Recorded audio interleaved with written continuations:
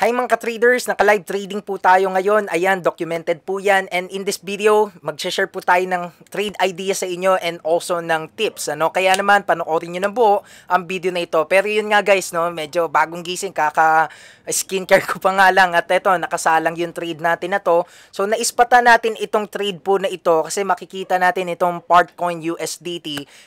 Sell short ang trade idea natin dito in this morning na kung saan naispatan ko siya malapit doon sa resistance. And we saw that coming na kung saan mas malakas yung selling pressure talaga in this particular point, kaya nag-entry po tayo ng sell short dito. Ngayon, anong lesson dito guys? Pinapakita ko yan po na kung saan kahit hindi gaano kalaki ang kapital mo sa trading, kahit sabihin natin 10k lang po or 15k or less than that, kaya mo pa rin kumita sa trading na kung saan kaya mong kumita ng 2,000, 3,000 pesos a day. Okay, a day po.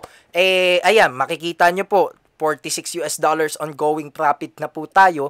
15,000 lang po ang aking kapital diyan. Na pinapakita natin na kahit hindi ganun kalaki ang kapital, meron pa ring reward, Lalo na kapag alam mo yung ginagawa mo, and also kapag talagang focus ka sa ginagawa mo, at yan, nagre-retest lang siya ng kaunti, but also we are holding that kasi meron tayong goal up to 4,000 to 5,000 pesos a day nakitaan sa trading, day trading. Kaya yun guys, ayun yung mga trade idea ko dyan.